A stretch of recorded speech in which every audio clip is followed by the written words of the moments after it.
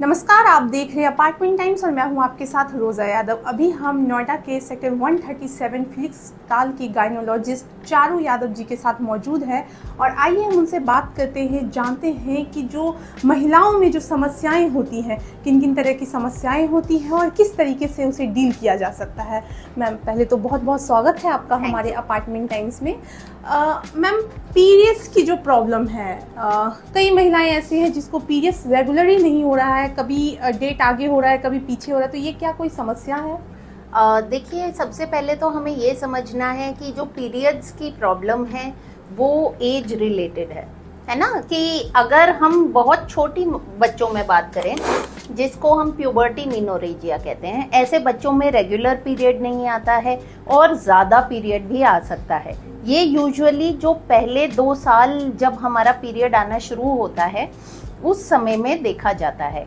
ऐसे में हमें घबराना नहीं है, ये एक नॉर्मल चीज़ है, क्योंकि हमारी जो अभी जो सिस्टम है, जो हमारी ब्रेन से हमारी ओवरी का एक्सेस है, वो मैच्योर नहीं हुआ है। इसी कारण पीरियड कभी कभार रेगुलर नहीं आ रहा है, वो 2-2 महीने पे भी आ सकता है और बहुत हैवी भी आ सकता है। हमें एक गायनेकोलॉजिस्ट को दिखाना है। वी विल डिसाइड कि कौन सी वो बच्चे हैं जिनको ट्रीटमेंट की ज़रूरत है और कौन से वो बच्चे हैं जिनमें सिर्फ वेट एंड वॉच करना है। आधे से ज़्यादा जनता जिनको ज़्यादा ब्लीडिंग नहीं हो रही है ना, और हैवी ब्लीडिंग नहीं हो रही है, और वो बहुत छोटी उम्र के हैं, पहले 2 ही साल हुए हैं या 2 से भी कम साल हुए हैं कि पीरियड शुरू हुआ है। Wait and watch is the therapy. Mostly 2 से 3 साल में पीरियड्स रेगुलराइज भी हो जाते हैं और ब्लीडिंग भी बेहतर नॉर्मल अमाउंट में आने लगती है। ऑल्सो कि अब अगर हम बीच वाली एज की बात करें, जहां हम सेक्सुअली एक्टिव हो गए हैं, मैरिड हो गए हैं, ऐसे में यदि हमें पीरियड्स बहुत जल्दी जल्दी आ रहे हैं तो वो कोई इन्फेक्शंस की वजह से भी हो सकते हैं। Now the next most common cause जिसकी वजह से पीरियड्स समय पे नहीं आ रहे हैं बल्कि लेट आ रहे हैं, या वो टाइम पे आते ही नहीं है जब तक हम दवाई नहीं खा रहे हैं, वो एक लाइफस्टाइल प्रॉब्लम आजकल हो गई है, जिसको पीसीओ कहते हैं, मतलब पॉलीसिस्टिक ओवेरियन सिंड्रोम या डिजीज। इसमें लोग ये ना, आजकल की जो हमारी लाइफस्टाइल हो गई है, इतनी सिडेंट्री लाइफस्टाइल है, ज़्यादातर हम बैठे रहते हैं, या तो हम बैठ के पढ़ते रहते हैं या हम बैठ के अपना जितना काम भी है, व्यवसाय भी है, वो सारा बैठ के कर रहे हैं। फिजिकल एक्टिविटी बहुत कम हो गई है, लोग बाहर एक्सरसाइज करने के लिए इतना नहीं निकल रहे, या फिजिकल जहाँ जाते हैं हम गाड़ी में पहुँच जाते हैं, हम इतनी एक्टिविटी नहीं कर रहे हैं, वजन बढ़ता जा रहा है, अनहेल्दी ईटिंग बढ़ गई है। तो ऐसे में पीसीओ होने के चांसेस भी बढ़ गए हैं, और ये पीसीओ से रिलेटेड लेट पीरियड आना या समय पे पीरियड नहीं आना बढ़ता जा रहा है। मैम, ये तो हुई लेट पीरियड आने वाली बात। कई सारी बच्चियां ऐसी भी हैं जिसे मंथ में 2 बार पीरियड्स हो रहे हैं। ज़्यादातर एज जैसे 19 से 23 के बीच वाले एज के जो बच्चे हैं, कई बार ऐसे देखने में आया है। तो मैम, ये क्या है? देखिए, यूजुअली 19 से 23 साल में जल्दी पीरियड आने वाले बहुत कम लोग हैं। आप समझ गए।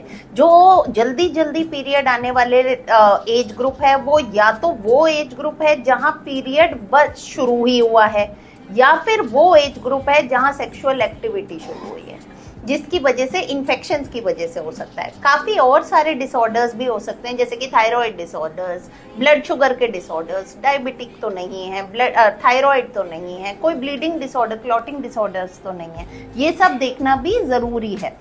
एंड अगर हम सेक्सुअली एक्टिव हो गए हैं एंड इसके बाद हमारी पीरियड्स की प्रॉब्लम और ख़राब होती जा रही है, तो अपने आप को एग्जामिन कराना ज़रूरी है। मैम, वाइट डिस्चार्ज की जो समस्याएं हैं, क्या ये नॉर्मल है इस तरीके से?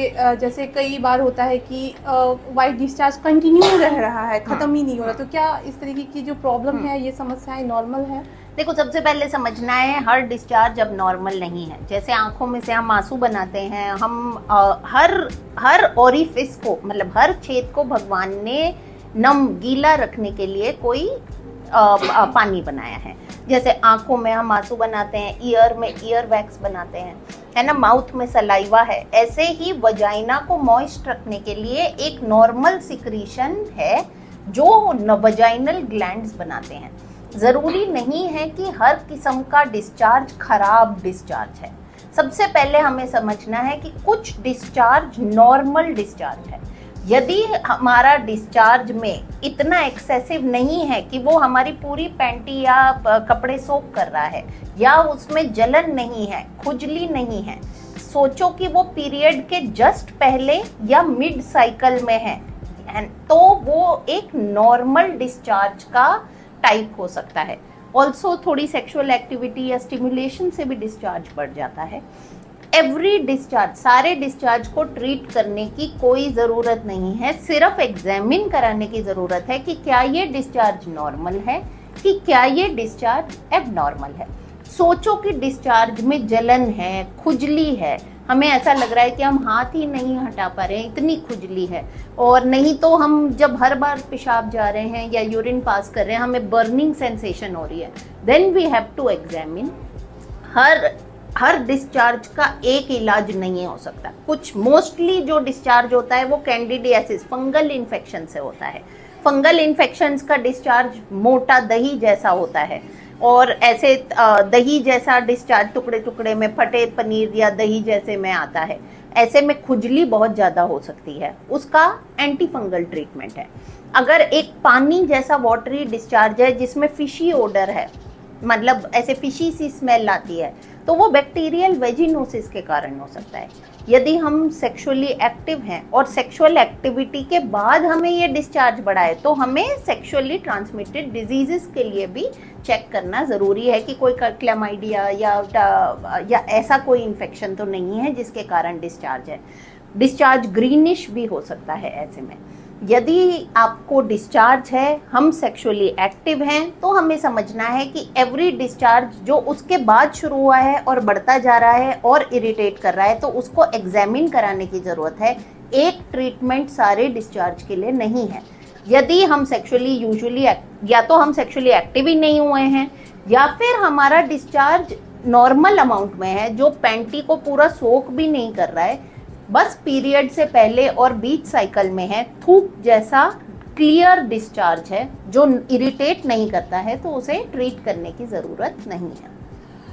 मैम ये बहुत ही कॉमन सा क्वेश्चन है, क्योंकि ये पीरियड्स में मूड स्विंग्स होना, हाँ, इसके क्या मतलब पीरियड्स में क्या एक्चुअली में मूड स्विंग्स होते हैं? क्या पीरियड्स की वजह से मूड स्विंग्स होते हैं? बिल्कुल, इसको प्री मेंस्ट्रुअल सिंड्रोम कहते हैं। प्री मेंस्ट्रुअल सिंड्रोम में सिर्फ मूड स्विंग्स ही नहीं, कुछ लोगों को सर दर्द बढ़ सकता है, पेट में दर्द हो सकता है, ब्रेस्ट टेंडरनेस हो सकती है। इन सारे सिम्टम्स को, पिंपल्स बढ़ सकते हैं। जिन लोग को ये सिम्टम्स हो रहे हैं उन्हें हम प्री मेंस्ट्रुअल सिंड्रोम कहते हैं। क्या प्री मेंस्ट्रुअल सिंड्रोम सबको होता है? डेफिनेटली। और जिन लोग को अच्छी ओव्यूलेशन और अच्छी ओव्यूलेटरी साइकिल हो रही है उसमें प्री मेंस्ट्रुअल सिंड्रोम थोड़ा ज़्यादा भी हो सकता है। अब डिपेंड करता है कि हम कितने अफेक्टेड हैं with the pre menstrual syndrome. 1 या 2 दिन या 4 दिन अगर हम थोड़े से इरिटेटेड और ज़्यादा गुस्से में हैं, तो we have to first understand. जैसे ही हम ये समझ जाएंगे कि हमें इतनी इरिटेशन और दुख प्री मेंस्ट्रुअल सिंड्रोम के वजह से हो रहा है, उस जैसे लाइक फॉर एग्जांपल कि आप उस समय एक कॉन्फ्रंटेशन में हैं, आपको ये रियलाइज़ नहीं हुआ कि आपको PMS हो रहा है, तो आप बहुत ज़्यादा इमोशनली डिस्टर्ब हो जाते हैं। ऐसे में यदि महिला ये सोचें कि मेरा पीरियड अभी आने ही जा रहा है और मैं बहुत ही ज़्यादा अपसेट हो रही हूँ, they can walk out from the confrontation at that time, cool down, calm down and tell yourself that this is PMS. Most of the symptoms can be allayed by telling yourself कि 2 दिन बाद यदि हम ये झगड़ा कर लें तो हम ज़्यादा अच्छे निष्कर्ष पे निकल सकते हैं। ये ऑलमोस्ट सबको होता है। कभी कभार हमें ज़्यादा फील होता है जब हम इमोशनल टर्मोइल में होते हैं, कभी कभी हमें कम पता चलता है। फिर भी अगर हमें सोचो अब नॉर्मल अमाउंट का PMS हो रहा है, तो हमारे पास कुछ ड्रग्स हैं जो हम PMS को कम करने के लिए दे सकते हैं। यदि हमें PMS काफ़ी हद तक हटा देना है तो हम गर्भ निरोधक गोली पे भी डाल सकते हैं जो PMS को कम कर देती है। मैम गर्भ निरोधक जो गोलियां हैं जिसकी आप बात कर रहे हैं, आजकल बहुत ऐसी भी समस्याएं हो गई हैं कि बेबी कंसीव करने में बहुत दिक्कत हो रही है। जो ये टैबलेट्स ले रही है, क्या इसका साइड इफेक्ट है? जो नहीं ले रही हैं आजकल उनको भी काफ़ी दिक्कत हो रही है बेबी कंसीव करने में, तो मैम ये क्या हो सकता है? सबसे पहले तो आपको समझना है कि गर्भ निरोधक गोली से इनफर्टिलिटी, जो बेबी कंसीव करने में दिक्कत है, वो नहीं हो सकती है।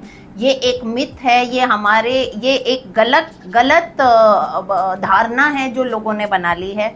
गर्भ निरोधक गोली से हमारे मतलब बहुत से फायदे हैं, पर हाँ, हम उसे जवान उम्र में 10 साल तक दे सकते हैं कंटिन्यूसली। अगर हम बड़ी उम्र के होते जाते हैं डेफिनेटली, तब हम गर्भ निरोधक गोली सोच समझ के, पेशेंट की प्रोफाइल और बीपी और सब कुछ देख के दिया जाता है।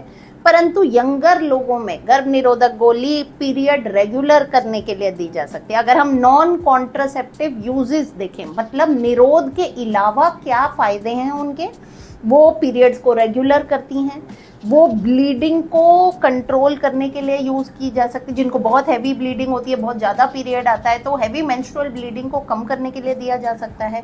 वो पीएमएस, जैसे आपने पिछला सवाल पूछा, उसको कम करने के लिए दिया जा सकता है।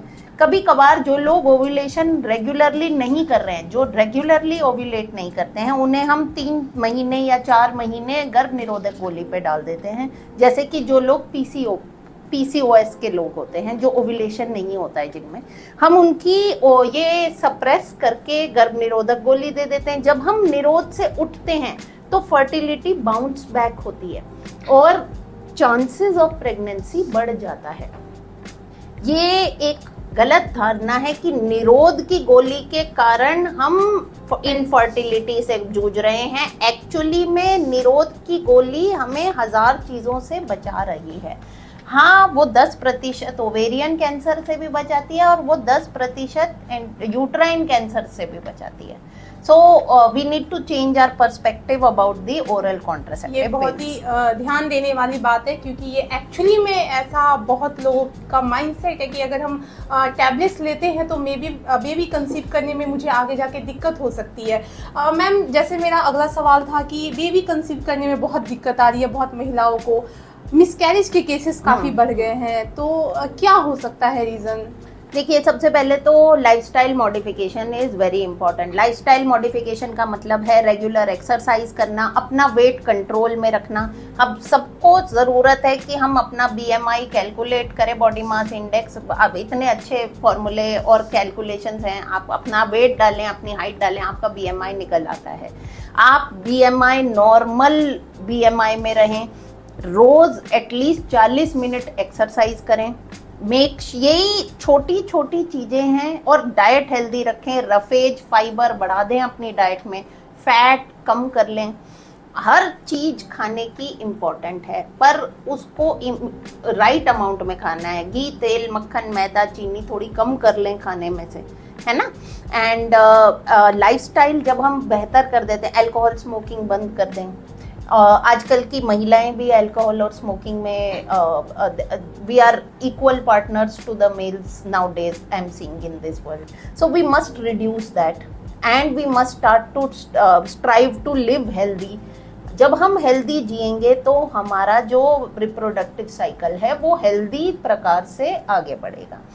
सो आप जब पहले क्या होता था कि 20s to 25 बल्कि 30 तक तो फैमिली कंप्लीट हो जाती थी। आजकल 30 पे हम शादी करते हैं और फिर हम 35 तक हम अपनी फैमिली बनाना शुरू करते हैं। तो जो डिले इन दैट एज होता जा रहा है उससे भी हमारी इनफर्टिलिटी का असर है। तो सबसे पहले हम अपना जब शादी कर रहे हैं तो वी प्लान आवर साइकिल। एक तरीके का टेस्ट होता है जिससे हमें फर्टिलिटी पता चल सकती है, जिसे AMH कहते हैं। यदि हम AMH करा लें तो हम ये सोच सकते हैं कि भाई हमारी फर्टिलिटी कहीं अच्छी है कि नहीं है। यदि नहीं है तो हम अपनी फैमिली थोड़ी जल्दी प्लान कर लें। ऑल्सो हम हेल्दी सेक्सुअल प्रैक्टिसेस रखें। सेक्सुअल ट्रांसमिटेड डिजीजेज यदि नहीं होती हैं तो हम अपने रिप्रोडक्टिव साइकिल, अपने ट्यूब्स को बचा के रख सकते हैं। We can be careful in sexual, हमारी सेक्सुअल एक्टिविटी अगर क्लीन सेक्सुअल प्रैक्टिसेस हैं तो हमारे को इन्फेक्शंस होने के डर भी कम है। तो सबसे पहले मैंने कहा वेट लॉस, अपना नॉर्मल BMI पे मेंटेन करना, रेगुलर एक्सरसाइज करना। दिस एंश्योर्स कि हम ओव्यूलेशन अच्छी चल रही है। एक रेगुलर एनुअल अपना चेक कराना जिसमें हम अपना थायराइड, ब्लड शुगर कंट्रोल में रखें। तीसरा कि भाई मल्टीपल सेक्सुअल पार्टनर्स अवॉइड करें. Usually we should be monogamous in our life and we should avoid sexually transmitted any infections. Condom की यूजेज करें prior to the time that we want to become pregnant. And these are some basic tips that lead to lesser problems later. Also कि हम अगर चाहें तो हम at least early 30s में अपनी फैमिली प्लान करना शुरू कर दें. यदि हमें लेट प्लान करनी है तो हम AMH नाम का एक टेस्ट है जो हम करा सकते हैं. ये सीरम AMH हमें हमारी फर्टिलिटी बताता है और एक बार हमें पता चल जाए कि हाँ we have a good fertility, maybe we can delay the family planning. Then if your AMH is not very good then we plan the family fast. आप सुन रहे थे गायनोलॉजिस्ट डॉक्टर चारू यादव जी को, और ऐसे ही तमाम खबरों के लिए बने रहिए अपार्टमेंट टाइम्स के साथ. नमस्कार.